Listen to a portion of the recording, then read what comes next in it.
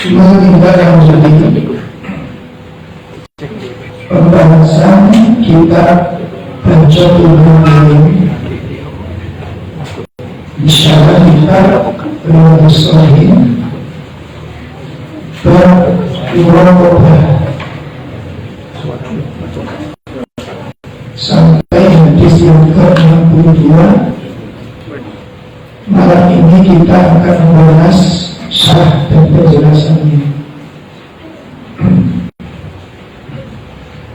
Pelajaran yang bisa kita petik dari hadis tersebut. Jadi hadis ini menceritakan bahwa Nabi SAW membonceng sahabat Ibnu Abbas, dan di dalam perjalanan itu Nabi memberikan wasiat. Nabi memberikan wasiat kepada sahabat Ibnu Abbas. Jadi Nabi menyampaikan hadis ini ketika di atas kendaraan. Yang maksudnya apa?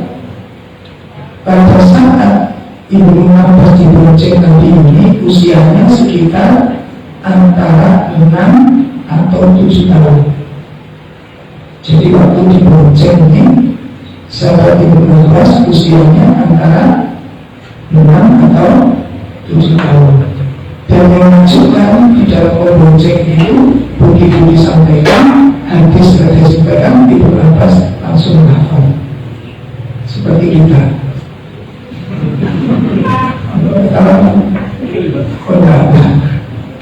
Padahal kita posisinya lagi duduk, Ibnu Abbas lagi. Jadi orang situ apa itu siapa? Halo? Ibnu Abbas kalau kayak kita. Jadi membaca hafal. Itu yang maksudnya. Dan ini sebenarnya pesan ini adalah masalah akidah. Ini semuanya memiliki nilai akidah. Nah, dari hadis tersebut apa pelajaran yang bisa kita petik? Yang kita dapatkan apa pelajarannya? Yang pertama, jawazul irdafu ala dabbah, diperbolehkan berboncengan di atas apa? Dabbah itu binatang ya, piaraan ya. Faqad ardafa Rasulullah SAW aidan mu'adan ala himar ya, dan sungguh Nabi pernah juga membonceng sahabat Mu'ad ibnu Jabal di atas himarnya. Nah, penjelasan hadis ini pada poin pertama ini memberikan pengertian kepada kita bahwa ada Allah menciptakan makhluk-makhluknya itu dengan potensi yang berbeda-beda. Saya ulangi. Jadi pelajaran yang pertama ini memberikan pengertian kepada kita. Pertama apa? Allah memberikan makhluknya, menciptakan makhluknya itu memiliki potensi yang berbeda-beda. Nah, termasuk Allah menciptakan binatang-binatang yang sudah dipersiapkan untuk manusia. Allah menciptakan binatang-binatang ini semuanya adalah untuk keperluan manusia. Dan potensi binatang-binatang semua yang diciptakan Allah itu antara yang satu dengan yang lain tidak sama, sesuai dengan kebutuhan manusia. Masya Allah. Bantu bayangin, seperti himar, unta, keledai, kuda, dan sejenisnya itu diciptakan oleh Allah dengan potensinya. Apa potensinya? Untuk tunggangan. Dibolehkan menaiki binatang ini, dibolehkan menaiki binatang karena memang di antara binatang-binatang itu diciptakan untuk ditunggangi. Jadi ada potensi yang berbeda. Ada sebagian, ini coba kita lihat, subhanallah, dan itu dijelaskan oleh Allah. Ya, potensi binatang-binatang yang satu dengan yang lain itu dijelaskan Allah di dalam Al-Quran. Yang pertama kita lihat, sebagaimana penjelasan hadis ini, itu bisa kita lihat di dalam surat An-Nahl.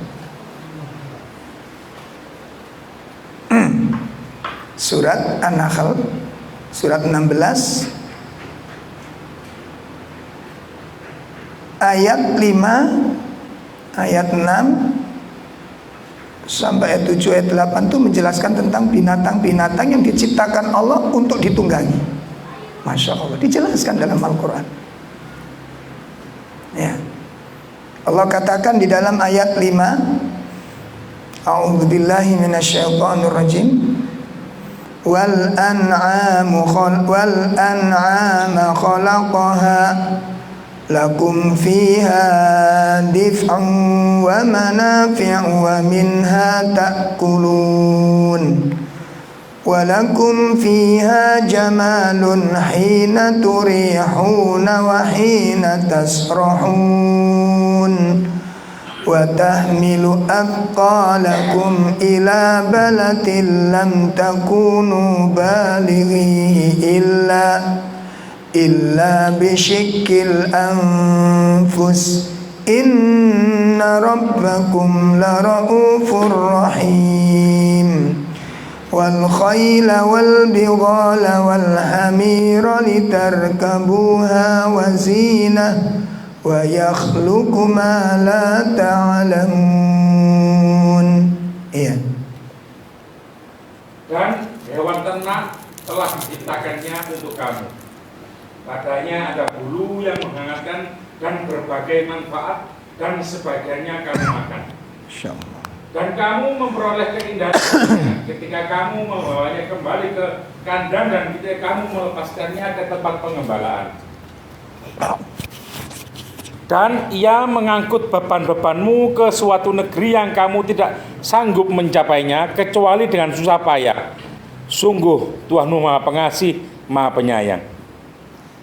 Dan Dia telah menciptakan kuda, bagal dan keledai untuk kamu tunggangi dan menjadi perhiasan. Allah Maha menciptakan apa yang kamu tidak kamu ketahui. Masya Allah. Jelaskan satu persatu oleh Allah akan potensi dari makhluk-makhluk Allah ini. Nah, jadi secara fisik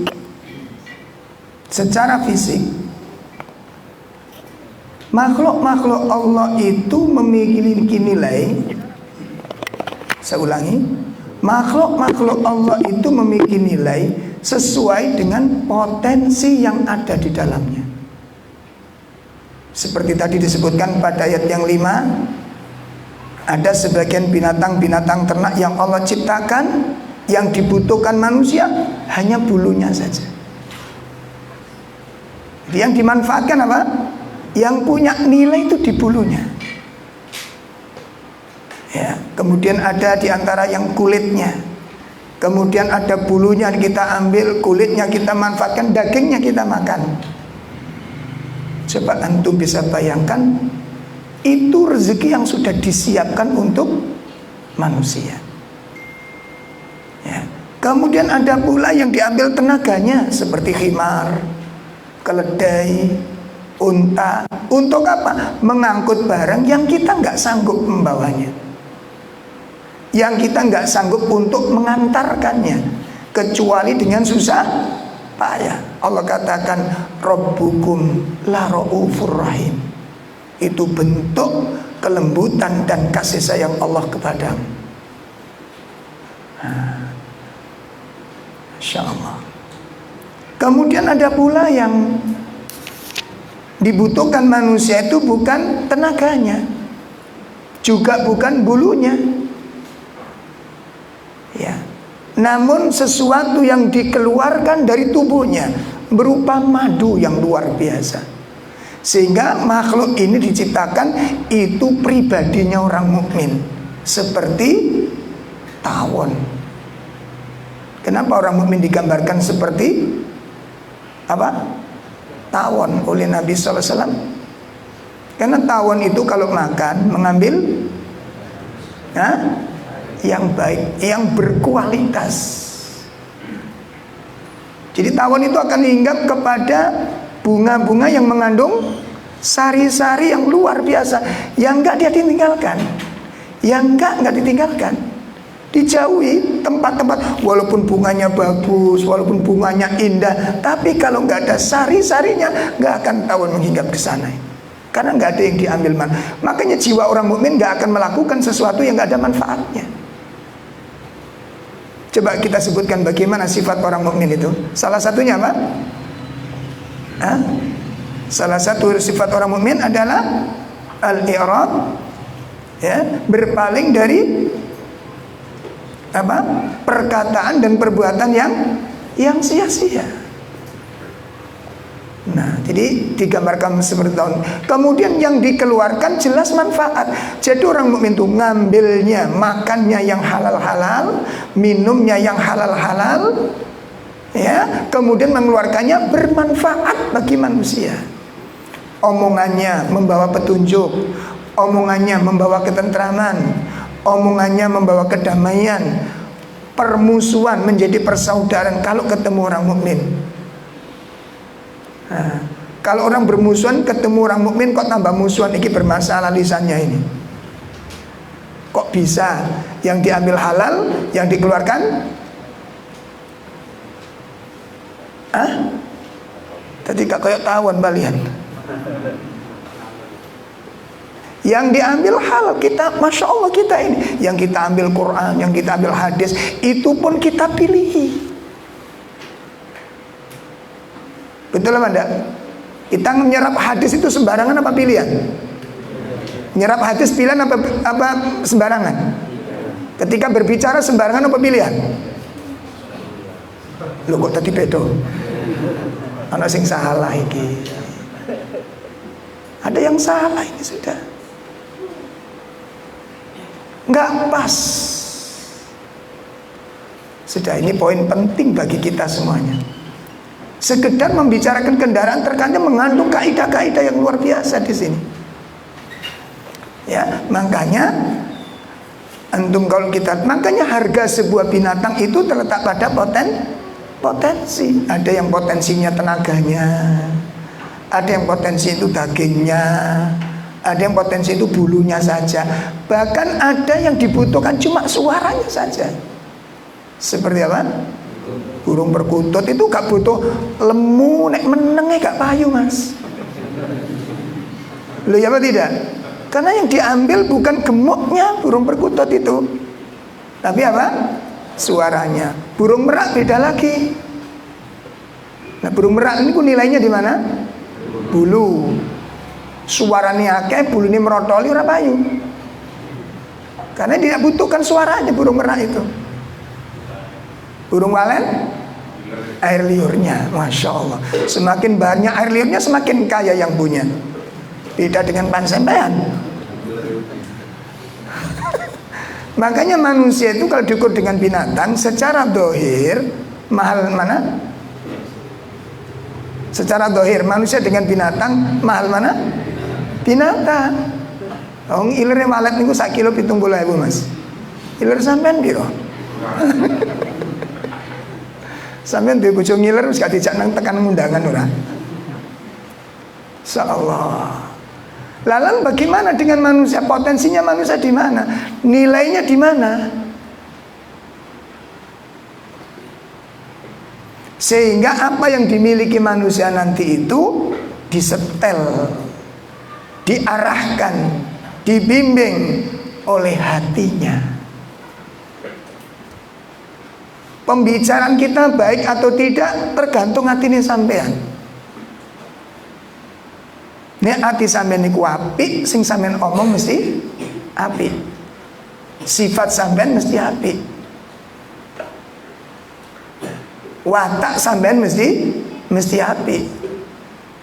Apike omongan kita, bagusnya perbuatan kita, bagusnya karakter dan sifat kita tergantung kepada bagus tidaknya hati.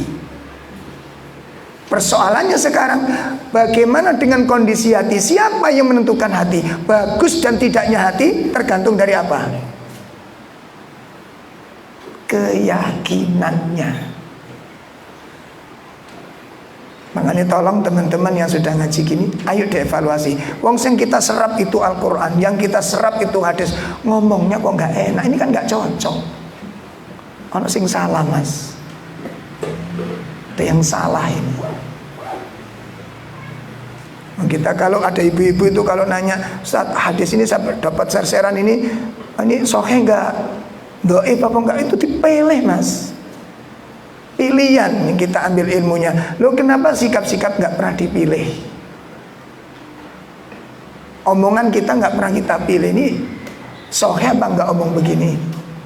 Kenapa kok enggak kok beda? Ini yang perlu dandani, yang perlu dibenahi.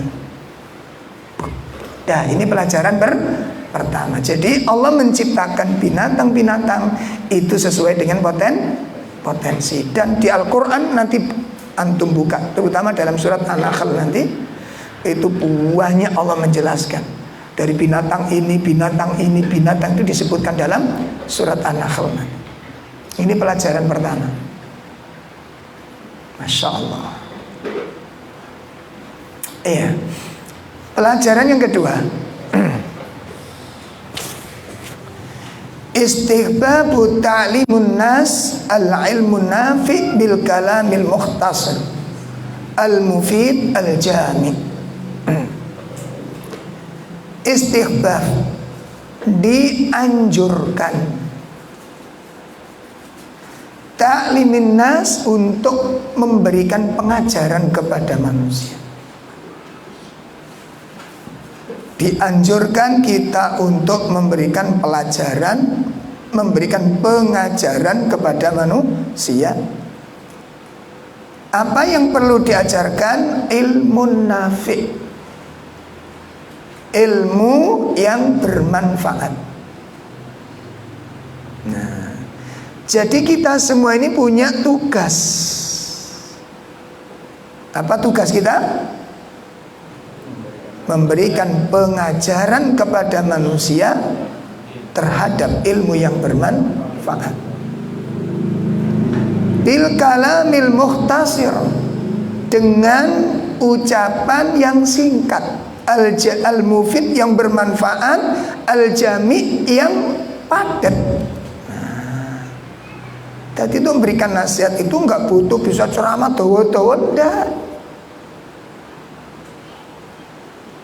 Makanya kita kalau punya teman, punya rekanan, ya, punya persekutuan, manfaatkan untuk menyampaikan ilmu ini. Jangan sampai persahabatan itu tidak ada kesan ilmiah.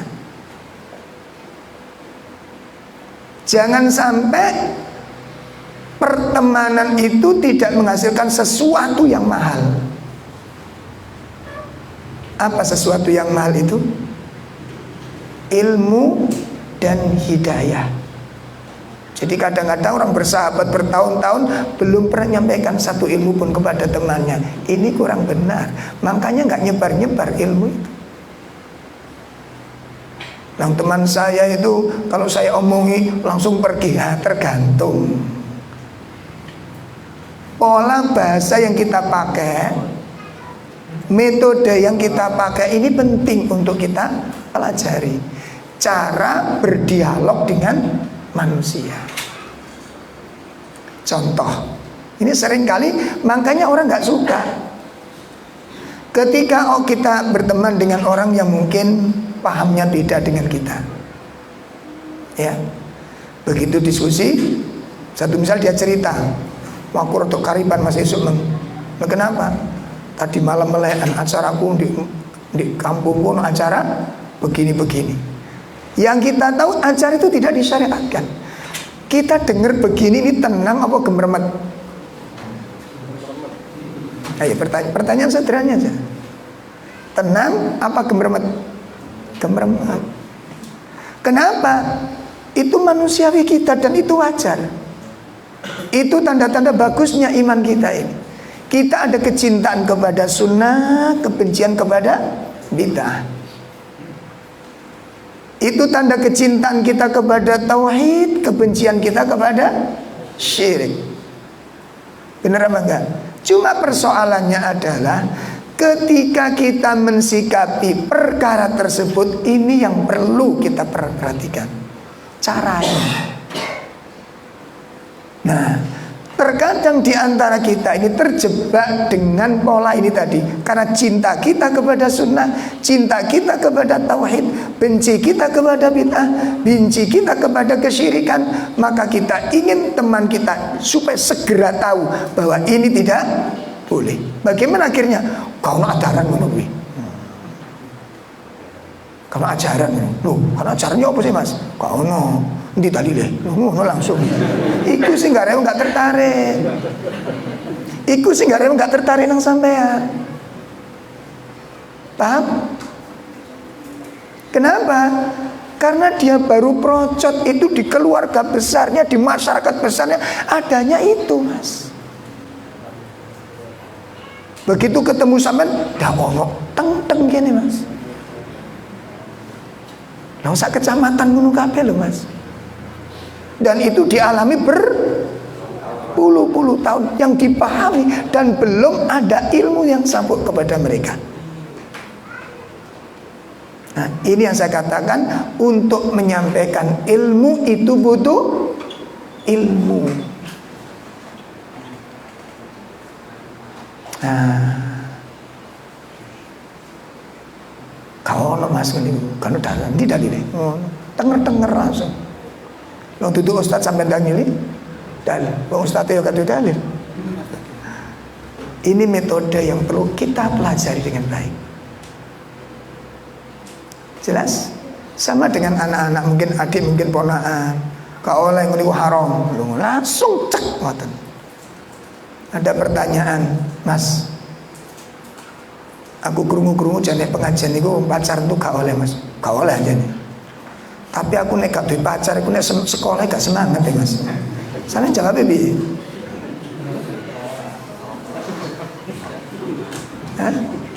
Ayo kira-kira ya apa, Mas? Sampeyan telaten membimbing atau yus pokoknya haram, doyan leken gak doyan lepen. Kan itu dalil yang kita pakai. Kalau dia terima berarti dapat hidayah, kalau gak terima berarti gak dapat. Betapa buruknya pola pikir kita seperti ini. Makanya saya anjurkan bagi teman-teman yang ingin ikut menyebarkan materi, walaupun gak jadi ustadz gak masalah, Mas. Nyampaikan ilmu itu gak harus jadi ustadz.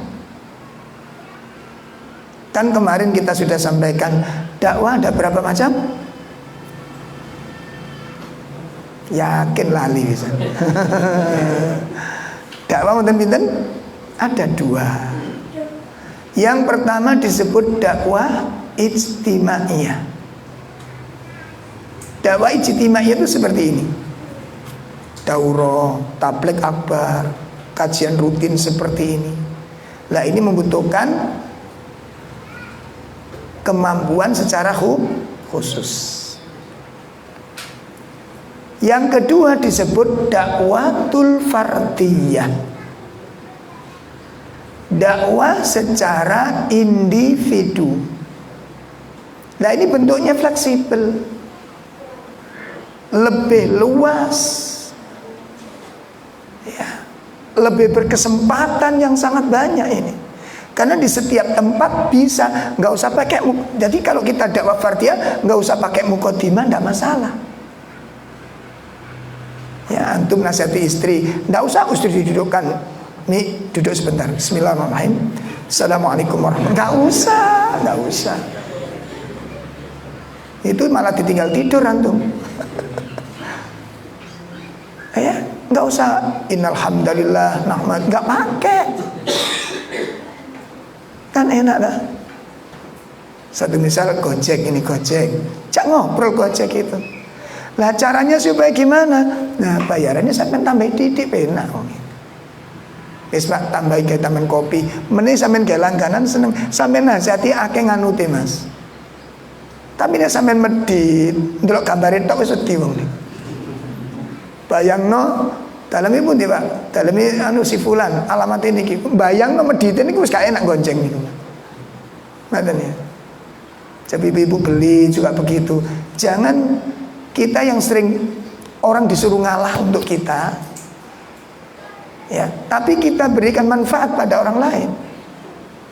Susu kurang rong pun kersane Bu, pun kersane lho.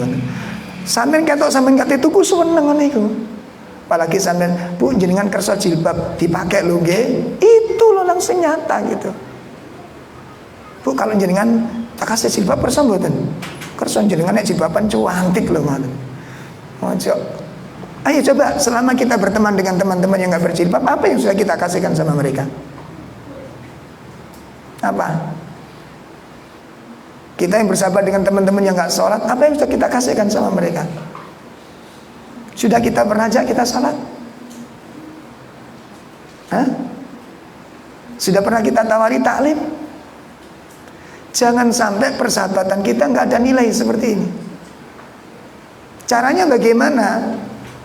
Cara yang paling bagus itu adalah takliful qulub, lembukan hatinya dengan apa? Hadiah. Jangan bakhil-bakhil dengan hadiah. Ya, karena itu menjadi sunatullah Mas. Allah menciptakan fitrah manusia, dan ini dijadikan kaidah para ulama. Dijadikan kaidah para ulama. Hah? Apa? Allah menciptakan fitrah manusia itu seneng kepada orang yang berbuat baik kepadanya. Itu fitrah. Orang itu pasti nyenengi kepada orang yang berbuat baik kepadanya. Itu fitrah. Ya, sehingga nanti kalau yang datang itu orang Nasrani dan dia berbuat baik, maka dia akan mencintai orang Nasrani. Lah kita itu seringkali kalah start, gitu loh Pak. Kalah start. Selalu di belakang langkah-langkah orang lain. Kenapa bukan kita yang mendahulunya? Seperti ketika ada gerakan mungkin gereja bagi-bagi sembako, kita memeti. Sekarang ada gereja perempuan memeti kita. Kenapa bukan kita duluan? Bukankah agama kita sudah mengajarkan demikian? Maka yang paling mendasar ini untuk mengantarkan ilmu. Sampai kemarin ada kasus masjid itu, ada sengketa tanah yang dibeli itu. Berapa? Minta nasihat kepada Ustadz kita, Ustadz Aun.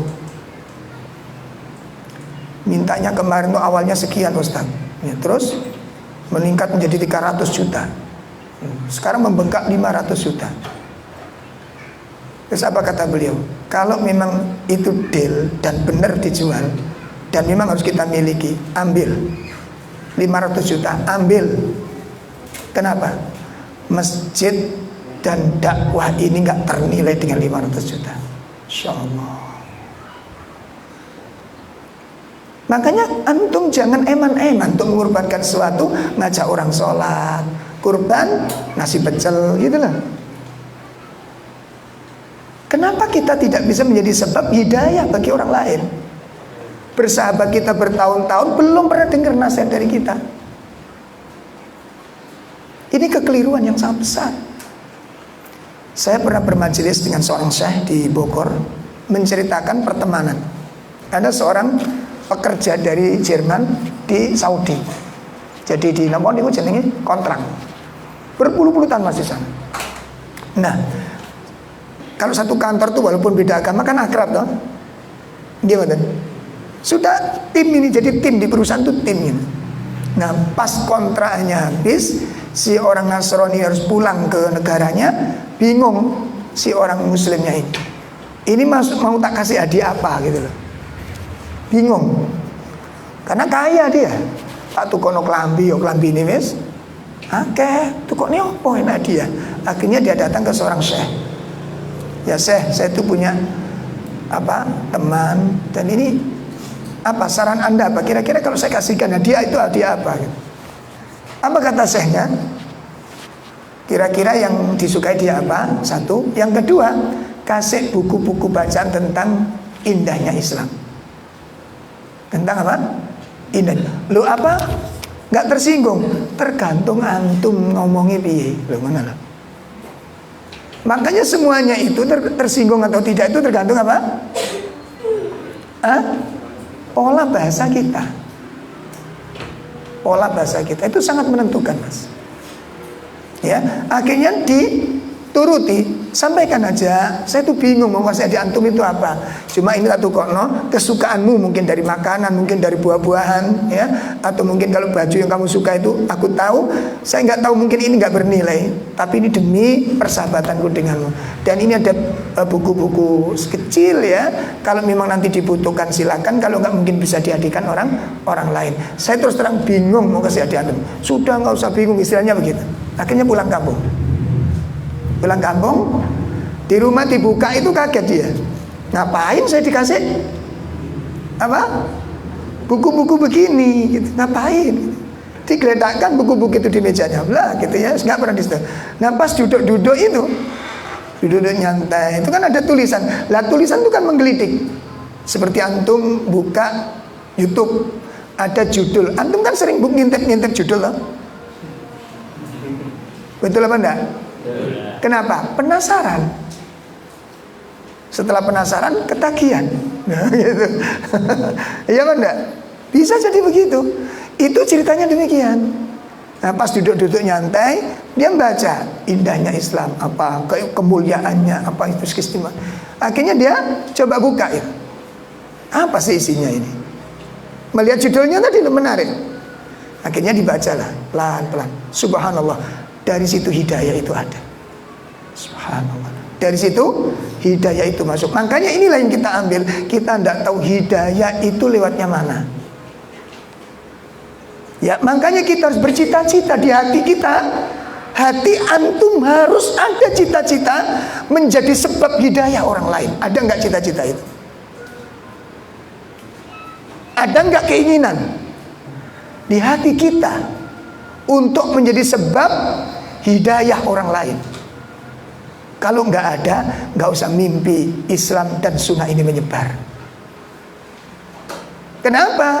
Karena kalau di hati orang, di hati kita tidak ada cita-cita untuk menjadi penyebab hidayah bagi orang lain, ada nggak keinginan untuk menyebarkan? Ada apa enggak? Gak mungkin, ya kawan. Anda nggak gini, sunnah itu sudah nyebar, teman-temanku sudah dapat, nggak mungkin. Tapi kalau di hati kita ini ada keinginan untuk menjadi sebab hidayah orang lain, keinginan untuk mendekati setiap orang itu pasti ada. Pasti ada. Seperti seorang pedagang yang ingin dagangannya laku. Antum tahu sales itu orang yang paling luar biasa, Pak. Iya. Ya apa caranya gak tuku jadi tuku. Masya Allah. Iya. Saya tuh datangi sales. Mas, kami dari ini. Mas, ini ada kuis Mas nih. Menjelingan jawab apa saja gak masalah. Nih. Ngapunten dia, saya kurang tertarik. Nggak apa-apa. Dungu sih aneh. Saya gak tertarik, nggak apa-apa. Cuma jawab tuh aja kok. Kami nggak harus jenengan harus harus beli, ndak. Cuma ini tugas kami untuk laporan. Akhirnya yuk roto eleh sano. Saking apa nih? Saking pinter. Benar. Wong aku gak hobi bal-balan. Mas suka sepak bola apa? Ya suka sepak bola. Enggak sama sekali, tapi pernah nonton. Ya pernah Mas. Dah, sampean bedek aja, sampean tebak. Pertandingan kemarin Ya sampean ngawur aja nggak apa-apa, sampean ngawur nggak apa-apa jadi. Laku ngawur gak delok ya. Nah, yang saya ambil pelajaran apa? Apa mas? Orang itu begitu menembak sesuatu, mentarget sesuatu, ingin jangan sampai lepas sebelum berhasil. Ada nggak kegigihan antum dan saya untuk menyampaikan hidayah seperti itu pada orang lain? Hah? Duhai ayolah ikhwah, kalau ada sekiranya 10 orang dapat hidayah lantaran kita, padahal kita sudah bertemu dengan berapa puluh orang, sudah berapa orang yang kita tuntun dengan hidayah, tidak satu pun. Innalillahi wa inna ilaihi raji'un. Memang hidayah itu milik Allah, tapi kalau kita nggak bergerak sama sekali, ini salah. Sayang, persahabatan berpuluh-puluh tahun, berkomunikasi setiap hari, berinteraksi setiap hari, kerjasama setiap hari, tidak ada satupun ilmu yang sampai kepadanya. Ini merupakan musibah yang sangat buruk. Di mana nilai persahabatan ini? Nilainya di mana? Uang, penghasilan. Hanya itu yang kita ukur. Lebih mahal mana ketika dia yang nggak sholat jadi sholat gara-gara antum? Ibu-ibu, berapa orang yang sudah bisa kita bikin mendapatkan cinta dengan Al-Quran? Orang yang nggak pernah sujud dan sujud gara-gara berteman dengan ibu. Dan itu amal jariah antum yang mengalir nanti. Setiap kali orang itu sholat, antum dapat pahalanya. Subhanallah, tidakkah kita ingin dapatkan kebaikan-kebaikan ini? Maka jadikan persahabatan itu jalan sampainya hidayah dan ilmu yang bermanfaat ini. Bisa dipahami ini? Jadi ketika kita sampaikan soal dia nerima dan tidak, itu bukan urusan kita. Tapi kita sudah ada keinginan, sudah ada harapan, orang itu dapat. Makanya berangkatnya ini loh mas, ada banyak yang salah kita ini. Coba kalau kita ngelihat ada orang ngapunten baru kenalan, selama ini cowok tua, terus gak tertarik, gak ngaji kok ya, iya apa tidak? Dan ini sudah nggak enak, apalagi yang diceritakan itu amalan-amalan bid'ah semua. Dia pengurusnya lagi, tambah muter ini. Antum begitu ngeliat orang terjerumus ini, ada nggak keinginan harus saya entaskan dia, ajak diskusi, hargai pendapatnya, kasih studi banding, lo gitu loh. Macam kau nak meniku maksud kau nak pokoknya, nak zaman Nabi, nggak tertarik diskusi akhirnya, nggak tertarik. Coba kita lihat Nabi SAW ketika ada seorang hadir, seorang pemuda di majelis beliau. Bukan bertanya tentang fikih, bukan curhat dengan masalahnya. Dia minta izin di tengah-tengah orang itu. Apa? Minta diizinkan untuk zina. Kira-kira jawabnya begini mas. Ustaz, tadi Ustaz bilang pacaran, tapi kalau saya pacaran itu saya sekolah semangat Ustaz. Karena di sekolah ada pacar saya. Jawabnya apa? Haram. Pokoknya haram mas. Nek sampai terjang dosa kita. Coba bagaimana Nabi menghadapi seorang pemuda yang minta izin berzina itu. Apa sulitnya Nabi mengatakan itu haram? Coba buka surat Al-Isra. Apa sulitnya Nabi mengatakan demikian? Tapi itu tidak dilakukan oleh Nabi. Dipimpin pola pikirnya, diajak merenung dengan suatu yang sangat besar. Ini seorang pemuda soalnya. Masya Allah. Makanya cara mensikapi kesalahan ini kita perlu belajar. Cara mensikapi kesalahan. Tolong diingat-ingat. Cara mensikapi, ini yang banyak keliru kita. Cara mensikapi. Diajak lihat bagaimana Nabi Ibrahim mendakwai orang tuanya. Diajak berpikir terlebih dahulu sebelum inti-inti dakwah itu disampaikan. Ayah, Anda memanggil benda yang nggak bisa dengar. Ini kan buatan ayah. Ini kayu, ini benda mati, sampai panggil menang. Anda minta tolong kepada sesuatu yang nggak bisa bergerak. Kalau ada lalat hinggap di hidungnya, dia pun nggak bisa mengusirnya. Ini pola pikir diajak. Bisa dipahami nih. Jadi bukan langsung potong Kompas. Orang nggak enak diskusi akhirnya. Biarkan dia menyampaikan unek-uneknya, pemahamannya, kemudian datangkan perbandingan. Kalau begini bagaimana? Kalau saya pernah ngaji itu begini. Jadi bukan potong Kompas. Nah, ini metode-metode yang perlu kita sampaikan agar apa? Ilmu bisa sampai kepada manusia. Jelas ini? Hidayah bukan urusan kita, tapi kita sudah berada di atas dakwah ini. Kita sudah ikut di barisan penyampai risalah ini. Dan ketika kita menyampaikan satu ilmu, memperkenalkan satu ilmu kepada seseorang, ya, maka kita mendapatkan kebaikan yang banyak di sana. Kita mendapatkan kebaikan yang, maka itu nanti bertahap, ayo bertahap. Seperti ngajak teman antum punya rekanan kerja, ndak sholat belas, ashabul ukhdud, Masya Allah, nyanyi terus setelannya HP ini. Kadang-kadang cerita Homer. Bagaimana garap kita dia? Mare nonong niku nggak tertarik gitu. Mas, sampean kayak begini nih, ada nggak kira-kira terbetik di hati sampean tuh kepingin mengurangi paling enggak itu? Ini diskusi yang enak untuk dilanjutkan. Anda nggak harapan untuk berhenti? Itu pasti ada jawaban yang enak. Dan ini yang kita pakai, yang sering kita pakai teman-teman yang mus maupun dak karu-karuan itu. Sorry mas, aku sih wabut mas gini mas. Aku ngerti gitu ngerusak kesehatan. Oh wis ngerti gak usah dikandani berarti kan. Aku ngerti gini kan ngerusak kesehatan. Tapi ya apa wis kadung anu ya ndak apa-apa. Wong itu hobi apa maneh katanya. Cuma sampean ada nggak kira-kira keinginan untuk berhenti, mungkin pelan-pelan. Ya ono mas, berarti ada harapan. 3 harap pelan-pelan di situ. Jelas ini? Itu bahasa-bahasa motivasi yang kita pakai. Dan kesempatan yang paling luas itu adalah dakwah fardiyah. Ya dakwah dengan teman-teman dekat, teman-teman kantor, teman-teman pekerjaan, pelanggan-pelanggan di warung, dekati. Ya, warung nasi, wayu sholat gak sholat, kasih hadiah sarung, gitu loh. Sampai ngasih hadiah sarung itu sudah nasihat. Nggak usah ngomong macam-macam, Pak, sampai sholat nggak usah ditanya. Pak, ini ada sarung, mudah-mudahan manfaat, damel ganti-ganti sholat. Nah, ngono carane. Nggak usah ditanya, sampean sholat orang, nek sholat ya tak kayak ini, gak sholat mau,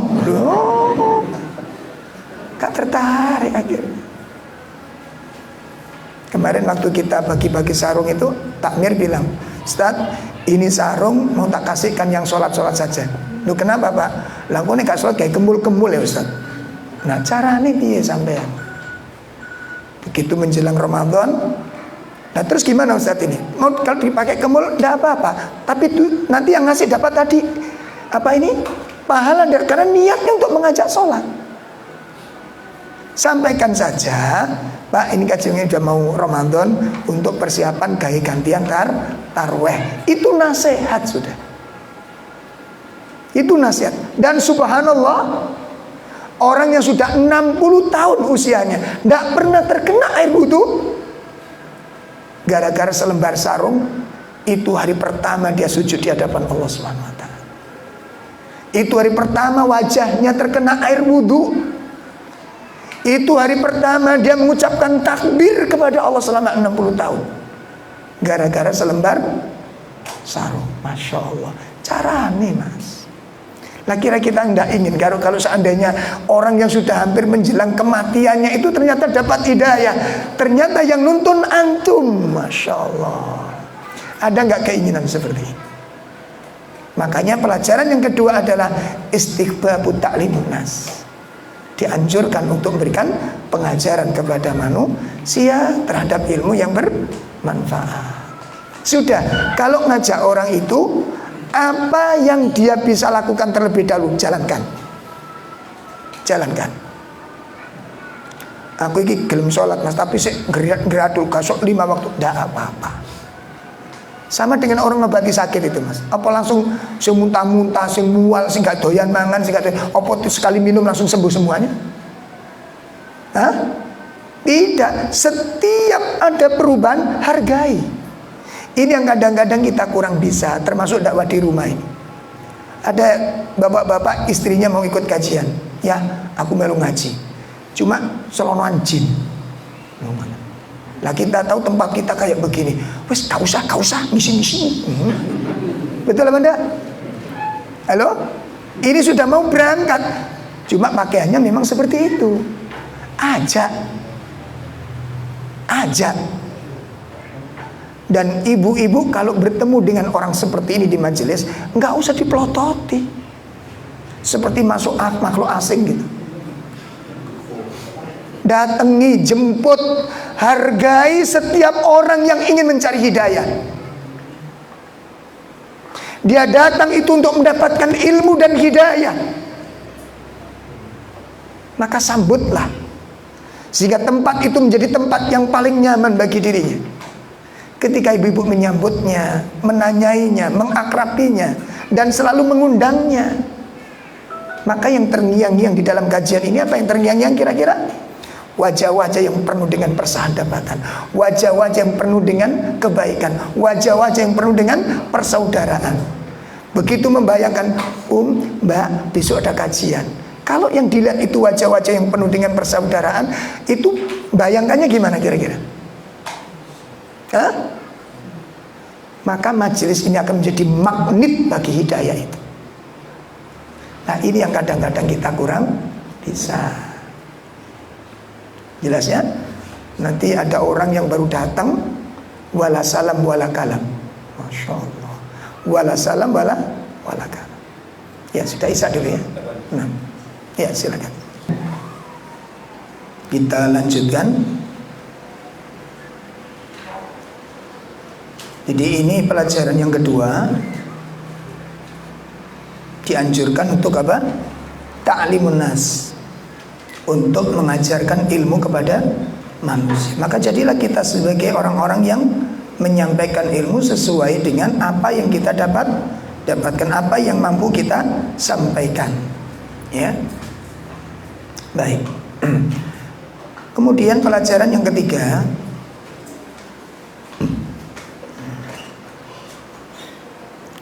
pelajaran yang ketiga adalah al-khirsu ala nasyiatil muslimin.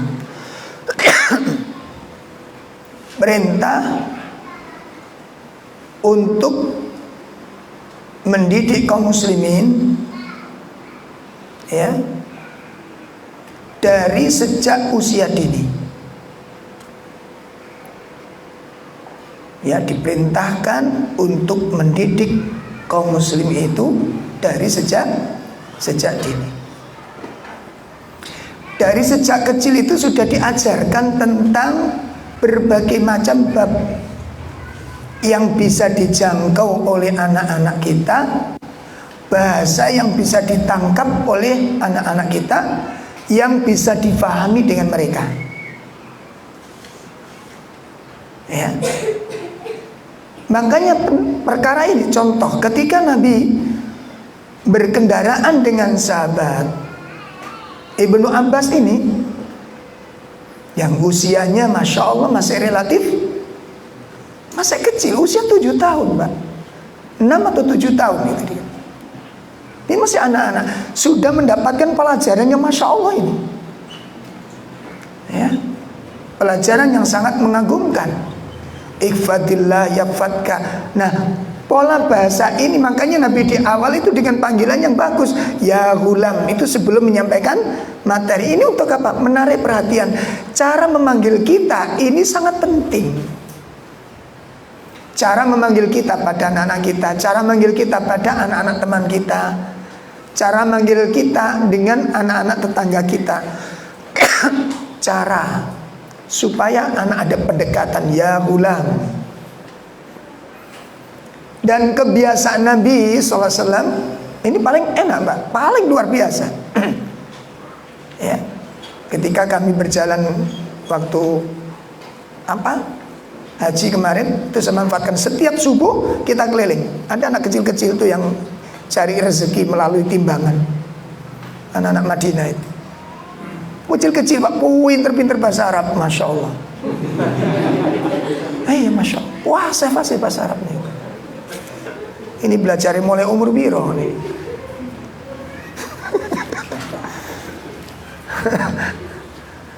Tanya kelas SD, Iqra surah At-Tin. Bingung deh, ternyata orang Arab juga ngerti At-Tin ya. Nggak bisa baca Al-Fatihah. Hafal baca. Ya tadi nggak salat subuh. Salat dulu. Kita salat, kita muslim salat. Ya, karena bahasa sana langsung aja gitu kan. Nah coba nanti kalau di tempat-tempat kita ada anak remaja sudah menjelang maghrib masih sepak bola, kita melihat benci atau kasihan?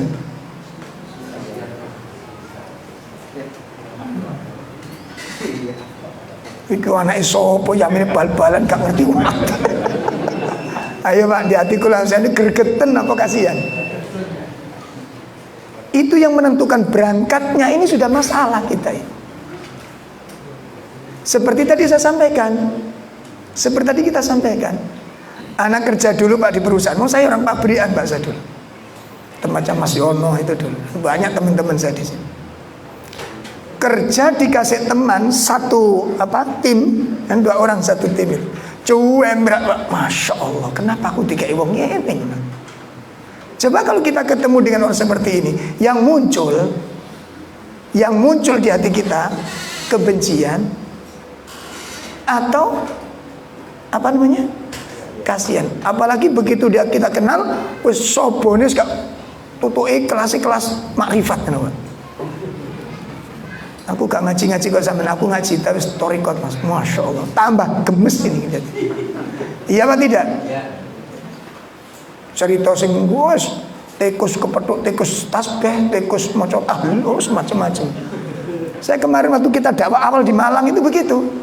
Jadi panitia ini sampai saya bingung, ini mau dibawa kemana kajian? Jadi dapat beberapa 2 gus. Dari Bangil 1, dari mana 1. Saya ngempet di sini kok mbeluk ndas gitu. Nah, yang ceritanya kok gendeng-gendeng loh Mas. Sampai di sana itu udah Ustaz membawa dari Dewan Dakwah itu syariat jenggot. Diledek sama teman-teman yang makrifat ini. Mas zaman koyo ngene sih bahas masalah ini jenggot, janggut, jahat, jahit terserah lah. Apa sebenarnya? Allah itu tidak perlu memperhatikan dohir kita. Allah itu memperhatikan batin kita. Apa artinya dohir kita sesuai dengan syariat? Hati elek. Makanya Mas, gedang itu walaupun jobone ku elek, tapi nek jerone apik. Lho, logika Pak. Iki kan ayate. Dalil surat pisang iku ora ono. Sampeyan tuku buah, kacang, tuku jual jeruk. Sing sampean butuh niku kulite apa isine? Lho ngono e. Nek tuku jeruk aku ya butuh isine, tuku jeruk ngono. Tapi nek ana kulite gak tak tuku ngono. Lah bener kok.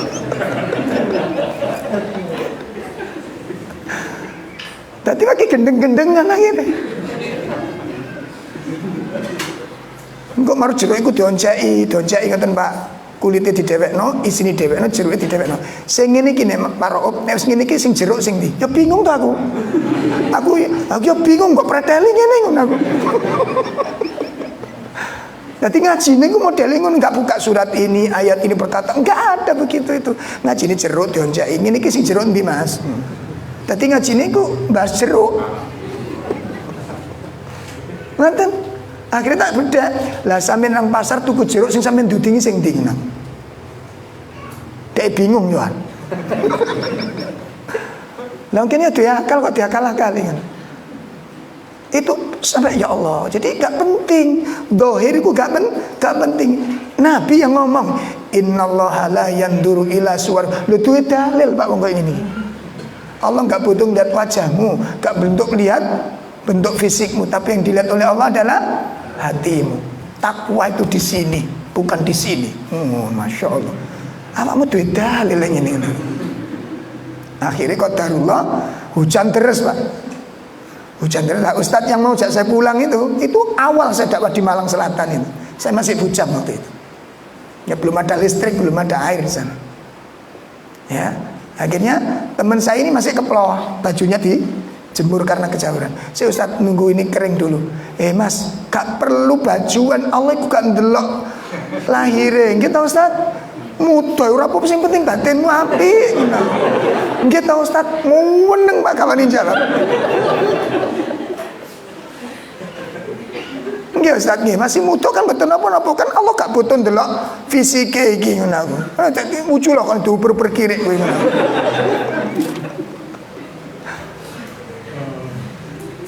Dalil kok mbok ngono ploko-ploko kaya ngono kuwi lho. Makanya kita perlu cara pandangan awal ketika melihat penampilan orang yang gak sesuai dengan syariat, ketika diskusi pola pikir yang gak sesuai syariat, yang ada di dalam benak kita itu apa? Mangkel, maka itu akan menjadi permusuhan. Ini yang sering terjadi. Begitu kita melihat orang yang gak sama dengan kita, itu pelanggaran ini. Apakah orang ini sudah ngerti tentang ilmu? Hah? Lah kalau dia nggak pernah kenal dengan ilmu dan dunianya seperti ini, dari mana akan dapat mengenalnya? Lalu begitu ketemu dengan orang yang tahu sunnah, sikapnya seperti kapan dia punya kesempatan untuk mempelajari sunnah kalau begini? Sakit dipaham ini? Saya sangat banyak mengambil pelajaran dari masyayikh itu ketika duduk bersama beliau-beliau ulama-ulama kibar ini.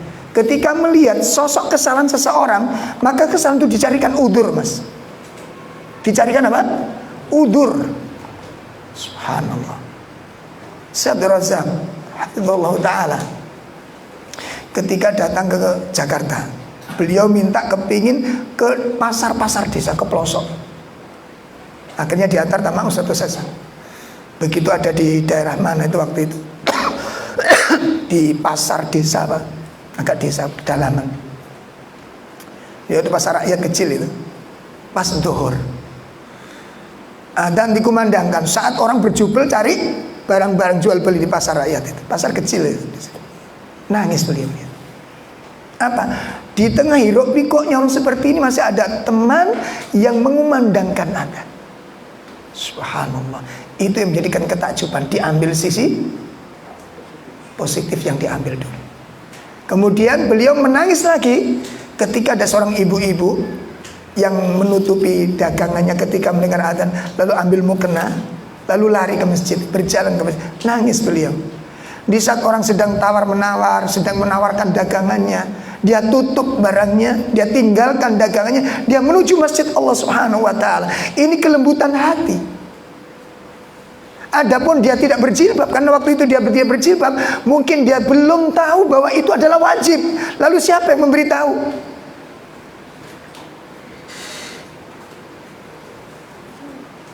Coba kalau kita ngelihat seperti yang kita lihat apanya coba? Sholatnya tuh ndasnya. Yang kita lihat apa coba? Yang kita lihat, kita hargai gak sholatnya? Dia sisihkan waktunya, dia tinggalkan dagangannya, dia tutup usahanya, dia menuju panggilan Allah Subhanahu wa taala. Makanya pola pandang ini sangat penting. Bisa dipahami ini? Itu yang kami saksikan para masyayikh. Dan berbeda gitu.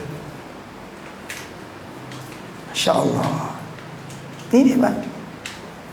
Makanya ketika kita membina anak-anak kecil, kebiasaan Rasulullah kalau ketemu anak kecil bagaimana? Satu, beliau selalu mengucapkan salam. Biasakan kalau kita ketemu dengan anak siapa saja. Sepak bola, mau jadi ngaret cilik Mas, gak ngerti nggon, gak ngerti kondisi orang. Pokoknya main enak, nggone nyaman, nggone ombo ke bal-balan mau ngaret. Nah kita yang naik sepeda motor gak ngerti. Coba berhenti sebentar. Anak-anak, assalamualaikum, coba salaman. Pernah gitu? Besok menjadi pelangganan kita untuk mengucapkan salam bagi mereka. Besok bukan antum yang mengucapkan, mereka yang lebih dulu mengucapkan salam. Kalau itu diamalkan oleh mereka, berapa pahala yang kita dapatkan? Ya? persoalannya ini di sini hati kita ini. Dan itu kebiasaan Nabi SAW. Kalau ketemu anak kecil itu apa? Beliau mengucapkan salam, menjabat tangannya, mencium keningnya, mengusap kepalanya dan mendoakannya. Dan itu kalau kita setiap kali di kampung-kampung kita. Dan lebih lengket lagi apa? Kalau antum habis dari kerja satu misal, coba bawa permen, ya, dites, ayo maca Fatihah di surat Al-Ikhlas, apa tak kasih permen, ayo Al-Ikhlas, seneng, ajari doa-doa yang pendek-pendek aja. Memang kita yang hafalkan pendek-pendek. Katanya ngajari sing dawa ya gak apa. Coba antum ajari tetangga kanan kiri, assalamualaikum. Itu menjadi kebiasaan mereka.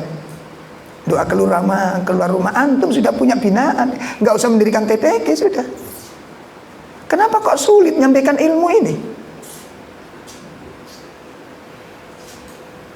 Jangan terhalang sampainya ilmu ini. Kalau teman-teman ini mulai berpikir ke sana semua ini, subhanallah, ini akan menjadi peluru-peluru dakwah yang luar biasa. Dakwah seperti ini bisa dibendung? Dakwah seperti ini mau dibubarkan? Apa sih dibubarkan kan majelisnya? Tapi ilmu berjalan, dakwah berjalan, ilmu tersampaikan, hidayah nyampe kepada mereka. Ini dakwanya para nabi, para rasul, nggak bisa dibendung. Ya, masya Allah, ini benar ini. Makanya hadiah itu luar biasa. Kecil, anak kecil apa sih dibutuhkan? Bagaimana kalau permen setiap hari itu mengantarkan ilmu dan hidayah kepada mereka dan mencintai sunnah? Dilihat kukunya, Nabi itu suka. Kita mencintai Nabi enggak? Diajarkan bagaimana cinta Nabi. Hal-hal yang sederhana. Ya, anak kecil-kecil nggak usah diajari motong kumis ya, karena nggak punya kumis dia. Apa yang dilakukan di waktu anak kecil-kecil potong gue? Coba lihat kukunya. Ayo om, jadi kan mau manggilnya siapa? Om apa biasanya? Pak D, Mbak.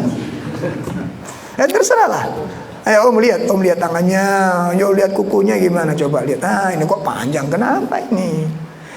Potong, kasih permen, oke? Bismillah, potong ya. Besok dilihat lagi ketemu, salam. Kalau kita komunikatifnya seperti ini, orang rindu bertemu dengan kita. Orang rindu bertemu dengan kita. Dan hidayah ini Pak Subhan, yang kita inginkan ini, nggak ada yang lain. Bukan didekati, bukan dicinta, tapi hidayah ini yang penting. Makanya kami tanya Ustadzuna Nur Rafiq, ya hafizahullah ta'ala wa rahimahullah ta'ala, semoga Allah selalu menjaga beliau. Dakwah di beberapa tempat ribuan yang datang, ke Sidoarjo sepi yang ngaji. Dan yang menakjubkan apa? Beliau nggak peduli yang datang itu ribuan, ratusan, atau cuma beberapa gelintir orang. Motivasinya nggak pernah berkurang. Los dia ngaji. Semangatnya nggak berbeda. Malah di Puri Indah itu pernah didatangi cuma 3 orang. Jauh dari Magelang ke sini. Begitu jam 9 kok ada yang datang. Jam berapa mulainya mas? 9 Ustaz. Ya kita mulai aja. Gak nunggu siapa? Ilmu kok ditunggu? Ini sampaikan aja, kita belajar sampaikan. Nanti biar dapat banyak nanti. Mungkin Ustaz. Barangkali nunggu, enggak usah, jam 9 kan undangannya jam 9. Ayo belajar disiplin. Dimulai. Akhirnya saya nanya, suatu saat kita nanya, Ustaz, tolong diberi nasihat kepada kami. Kami ini kadang-kadang kalau ngaji banyak orang semangat. Nek wong nek titik ngantuk bisa. Sing situ merem, sing situ angap. Saya akhirnya ikut angop Ustaz. Saya ngelihat jenengan enggak begitu. Di luar Jawa itu kalau ngaji beliau 3.000 yang datang. Nanti 300, ada 30. Sini cuma 3. Sama 3-nya belakangnya beda. Itu yang menjadi kehairan tuh, motivasinya, semangatnya nggak berubah. Apa konsepnya Ustaz? Resepnya apa? Satu sampainya. Antum waktu nyampaikan materi yang paling antum inginkan apa? Berangkat dari rumah ke tempat diundang pengajian, tujuannya apa? Merinding saya, Pak. Baru ngeh saya, ada yang salah niat saya. Ada yang keliru di hati saya ini. Ini yang mungkin menjadi bundelan-bundelan, kotoran-kotoran tidak semangat, tidak istiqomah semangatnya di dalam berangkatnya istiqomah, tapi semangatnya nggak istiqomah. Jadi yang menjadikan kami selalu termotivasi itu Ustaz, sampainya ilmu kepada hati. Ini menjadi motivasi. Nggak peduli satu orang kalau dapat hidayah, itu kekayaan bagi kami dan itu rezeki bagi kami di sisi Allah nanti. Itu yang kami harapkan. Subhanallah. Ulang nangis saya. Makanya ini nggak pernah capek beliau. Nggak pernah pudar semangatnya. Coba antum lihat, pernah nggak beliau ini capek atau malas gitu? Nggak ada. Di pelosok, nggak peduli dia, nggak peduli tempat, nggak peduli, hadir ngaji, sampaikan ilmu. Ilmu itu kita hargai berapa kira-kira? Berapa nilainya harga ilmu itu? Berapa nilai hidayah? Bisa dinilai dengan materi? Hidayah bisa dinilai dengan materi, dan itu yang dicari oleh beliau. Makanya teman-teman juga demikian ya, dibiasakan anak-anak kecil, dibiasakan. Bahkan putra-putri kita dikenalkan tempat-tempat orang-orang, tempatnya orang-orang biasanya kita temu, orang-orang fakir, jualan apa, ditemukan, diajak ke sana anaknya. Dilatih, nak, kasihkan sama mbah itu. Loh kenapa kok dikasih? Dia miskin. Lihat kendaraannya, dia jualan gak ada yang beli. Coba kamu kasihkan. Dilatih anaknya dengan dunia seperti ini. Dibiasakan anak untuk mengenal tempat-tempat tersebut. Sehingga nanti ketika sudah dibiasakan demikian, ketika kita ajak jalan-jalan, nyari, yang kemarin dikasih yang mana, kok gak lihat? Abi kok gak ngasih tadi? Itu nuntut anak kita untuk berbuat baik. Dituntun anaknya. Bisa dipahami ini? Ya, ini yang diajarkan Nabi SAW kepada para sahabat. Ya diajar, dikenalkan, dinasihati di tengah jalan, sambil ngobrol dengan anak-anak, dengan bahasa anak-anak, dengan irama anak-anak. Anak senang Pak nanti dilibatkan di dalam diskusi masalah agama ini. Adapun kekurangan kesalahannya dimaklumi oleh anak-anak. Toh dia juga belum dituntut untuk kewajiban melaksanakan syariat ini. Dicintakan kepada sholat, dicintakan kepada ilmu, dicintakan kepada Quran, supaya nggak alergi dengan seperti ini. Ya, nggak alergi. Senang belajar Quran, dan kita senang di rumah pun begitu. Kita sholat sunnah sebentar, Abi kita belajar sholat sunnah dulu sebentar ya. Nah, ayo ikut sholat sebentar. Nah, itu cari. Oleh-oleh sholat itu biarkan saja dia. Sholat tingkah biarkan saja. Punya anak-anak. Nek sampean sholat tingkah aku sih masalah. Paham ini? Makanya biasakan supaya senang anak-anak di dunia seperti ini. Nah ini pengajaran bagi anak-anak kecil supaya apa? Ini ngeresep. Pengaruhnya kata Syekh Salim, kenapa kita diperintahkan untuk mengajarkan kaum muslimin dari sejak dini? Li'anna ta'lima fis shaghiri kanaqsi fil hajari.